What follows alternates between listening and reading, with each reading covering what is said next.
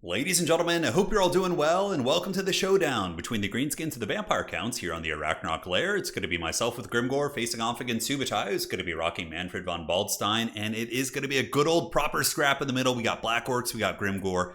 None of that boring, Savage Orc Boy spam with Air Boys. We're coming in with heavy metal infantry, Propa Boys, and we're going to see how they do. Now, Grimgor certainly isn't the strongest pick in this matchup, but he is super rad, so Rule of Cool is very important, but he also is a good AP fighter. If you just plop him down in the middle objective, he's going to be able to scrap for a while. He does have the best to the best, so when an enemy lord attacks him, he gets a little bit of a buff, which is nice, and you're next. So if Manfred flies near him, he can debuff him, or if Manfred chooses to attack him, you can debuff him and then fight back a little bit, which is nice. We got the Warlords boys here with 2 units of Black Orcs, so we're going to be having a very sustainable front line. Oftentimes, Greenskin front lines do crumble very quickly, but Black Orcs, heavily armored, and do, of course, have immune to psychology, so I'm curious to see how they're going to be performing here against Vampire Counts, who theoretically do have good answers against them with Mortis engines and a Dragon and Cryptors, but let's find out. Now, obviously, we have an expensive front line. We have an ROR and 2 Black Orcs, so I had to go very cheap and budget on the archers, so it is going to be some basic Goblin archers, so just dirt cheap, and they're just going to be poking. That's pretty much it. And against Vampire Counts, you can fight them like down and dirty, like in melee, but eventually, if you don't have any range units, typically Vampire Counts will win the frontline grind. Vampire Counts are the king of the blob in the middle, so you have to take advantage of your ranged elements here. On the far side, we have a couple skirmishers. It is going to be Depths Creepers and Morgub's Magi Marauders, and 2 units of Night Goblin Shamans, or 2 characters, I should say, both of whom are going to be rocking the Wand of Jet to give me the power recharge, and just spamming Vindictive Glare, because I was expecting some sort of a Dragon character and or a Mortis engine, so I wanted to have some very heavy artillery via the Night Goblin Shamans, and that's pretty much it. So for Subutai's build, he's got a legion of Skeleton Warriors, backed up by Skeleton Spears, Zombies, and double Corpse Cart, so very vampiric army, tons of chaff units. We're going to be augmented by the power of some cackling necromancers on their corpse cart here. I mean, they're not actual necromancer units, but that guy's basically a necromancer. He's just kind of standing there and chilling out. Manfredo looks like he's going to come in and drop a Spirit Leech on Grimgor, which is very strong. Grimgor doesn't really have any counterplay against that, so he just has to eat it. So that is going to suck a little bit, and Manfred is going to continue waddling away. In the meantime, Wand of Jet's activated, just trying to get my Winds of Magic going. It does increase my cooldowns, but I wanted to get a ton of Winds of Magic in reserve so I could start spamming spells. And now our little skirmishers are going to be flying under here, so you can see we do have the Morgub's Magi Marauders and Depths Creepers and a Vindictive Glare, and Manfred is going to start getting poked. 2 can play that poking game. Greenskins and Tabletop do also have Vindictive Glare, and it's a pretty good spell. It does do some big damage. So we do see Manfred pulling back, and the Wa is going to be getting control of Objective 2. We do have Objective 3 as well. Nobody on Objective 1 at the moment. We're going to be sending some Goblins down there to potentially grab that point, but it is going to be a big, like I said, proper scrap here in the middle. Grimgor's hungry. He's got his big old blade Gitsnick, and he's going to be looking to smash some Gits, namely the Sternsman. That's where you would want to put him. Sternsmen, of course, are an armored, elite, expensive infantry unit, so that's going to be where he shines, and you can see I'm trying to direct him over to the blob. Goblins versus Zombies on the far side, and we do have a lot of Daka, for sure. Greenskins are one of the better Daka factions in the game, because even their Daka units are either very dirt cheap, and it doesn't matter too much if you lose them, or, in this case of Orc Boy, some more meta choice, they're just very stalwart in melee. Even if your opponent dives them, they fight very well. So my next call-in is going to be the Swamp Things. Trolls that are immune to terror are very, very good here, and Subutai is going to be doing something similar, calling in Cryptors. But now Grimgor has gotten in with the Warlords boys, and he's going to be smashing some Gits here. You can see doing some work against these Sternsmen. He has hit them. There's another hit right there. It looks like he did not kill a model, but he's also hitting the zombies, so it's a little bit hard to tell. The Black Orcs have engaged, and one of them does get wrecked really, really bad by a breath attack, so I was kind of expecting that, but they're just still super cool.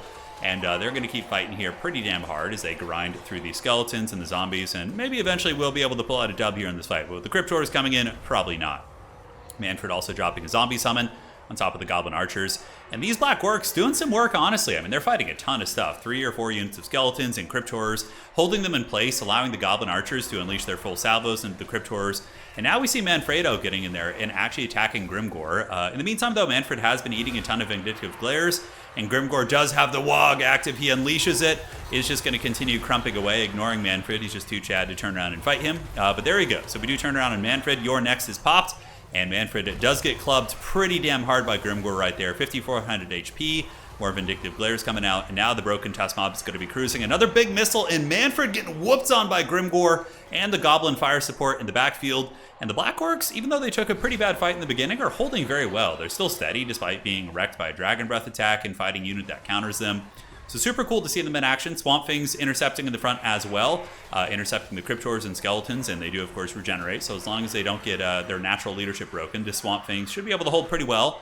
Value trading is certainly favoring Digits right now, but Vampire counts have a ton of healing, right? So you always have to kind of check yourself when you're ahead on value against Vampire counts. If you're behind in value against Vampire counts, like early on, that's not a good thing. You're going to have a bad time.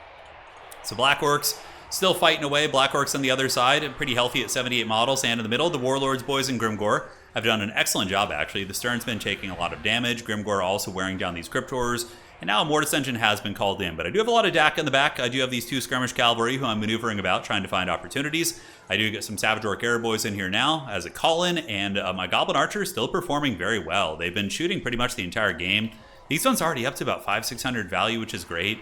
Manfred having to run away, and Grimgor extra hyped here, dropping another wah as the biggest and the best continues fighting against these elite vampires here in the middle.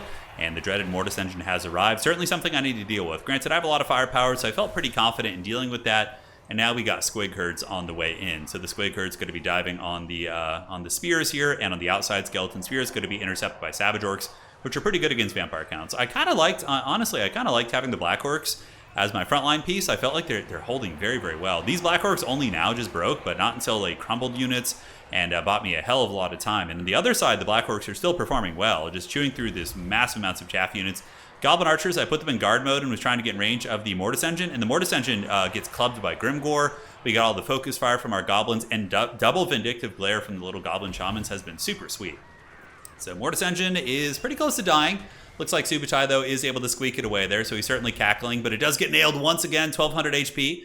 Low ground objective owned by us. Middle objective is also owned by Digits. And down here, this objective has been getting fought over by between some goblins and zombies. And look how dominant the goblins were. They beat the brakes off these zombies. So I was very proud of those little guys. They held their own. They did some solid work. Cryptors heading to the low ground. Mortis engine is still crumbling. Manfred in the middle is going after Grimgor. And Grimgor, you know, he had his run. He had a good little scrap there. 1400 value isn't bad. He doesn't really cost much more than that. But Manfred does eventually get him with the cycle charging and the spirit leeches. But, you know, he held there, and he was a distraction. Grimgor effects. He kept old Manfred in check and did well, and so far we do have a shutout on the vampire accounts as it pertains to points. Value doubling, which certainly is enough to exceed the healing that they have done. Broken Test Mob going to be trying to creep around here and jump on top of the Cryptors. Meanwhile, vampires trying to scrap their way back into the game. They certainly can. If Manfred and the Mortis engine are able to be healed up and come back and make a difference, that could be quite big. And here we see the Broken Test Mob charging into the back of the Cryptors, which is going to pretty much hard counter them. The Broken Test Mob have an excellent anti-large bonus. And you can see the supporting units here, the skeletons and whatnot, are going to be crumbling down. And another Vindictive Glare does go in and does manage to hit the Mortis engine, which is at 1800 HP. Grimgor is, you know, he's running to fight another day, but he is going to get crumped right now. And, you know, that's Manfred for you. So he's at 400 HP. We do call in some skirmishers, not call in, but maneuver them around to flank to try and support, maybe save Grimgor. You know, there's no more Lord on summoning, but if I can at least protect him and just kind of sit him in the trees or something like that, that'd be pretty good. Manfred does get a really good attack animation, and I think Grimgor is going to be paying the troll toll. But, you know, he may win that particular battle, but the Greenskins are certainly looking like they're winning the war here, as all of the Goblin Archers just teeing off on these units. The Black Orcs are still fighting really, really hard. Grimgor, his plot armor will save him. I'm sure he'll be back. And the Mortis engine does get a fat invo, which is a good call. Yeah, Vampire's looking really, really diminished on the ground.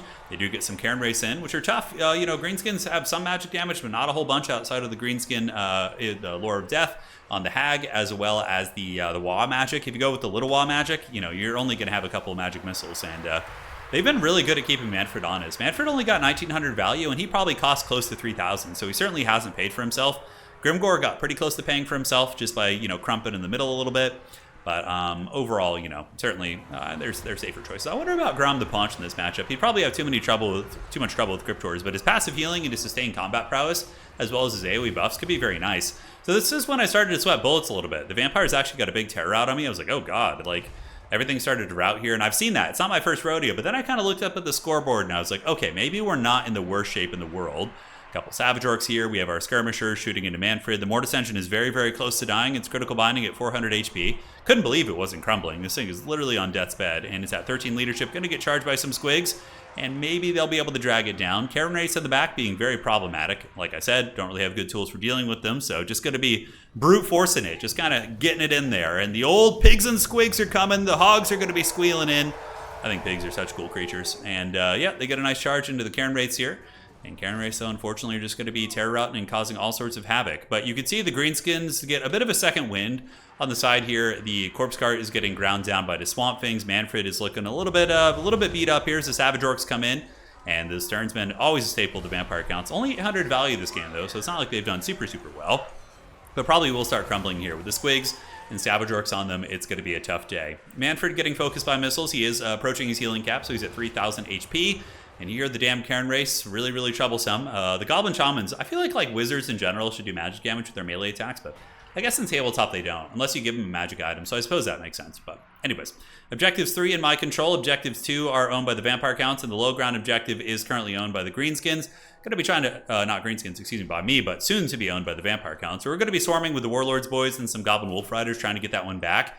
Subutai putting up a valiant effort here trying to scrap back in the game. Meanwhile, the Dire Pack does get rode down by some Orc War Boy Biggins, and we should be able to win that fight with some Savage Orcs and Squigs on the way in.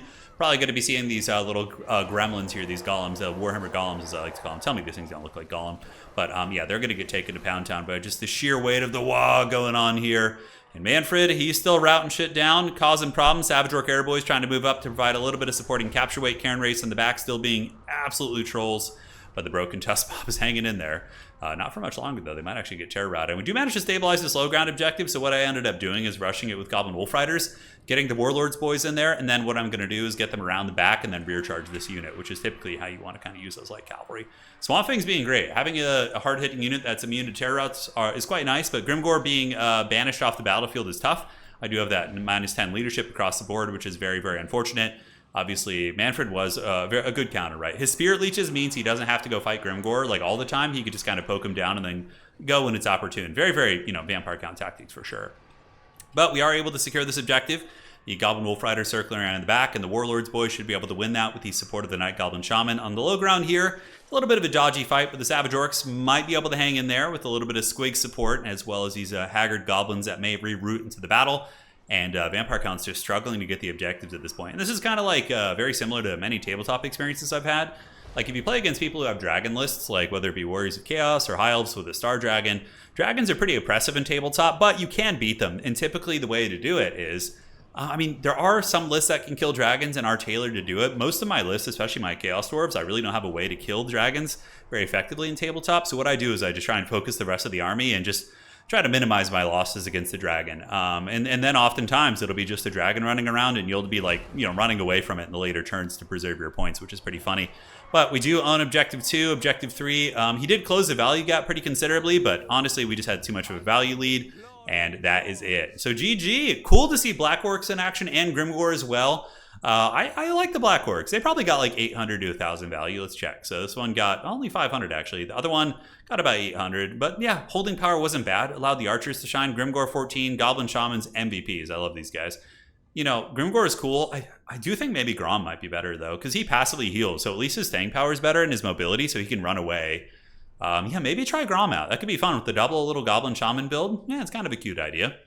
As far as the rest of the build, my archers were the MVPs. 820, 1,000, 253, and 1340 on these Goblin archers. So they carried that game pretty hard. The light cavalry or heavy cavalry came in, did fine. Arrow boys 1,600. So yeah, DACA is the way to go for sure. And 1,500 on Swamp Things, not bad. Manfred ended up with 2,800 value. The Mortis Engine getting killed quickly was quite big. Karen Race were scary. I was kind of thinking if he had brought more Karen Race in the mid game, could have been a big problem, but discussion for another day. All right, guys. Hopefully you enjoyed that one. We'll see you around. Take care of yourselves. And the best is back, baby.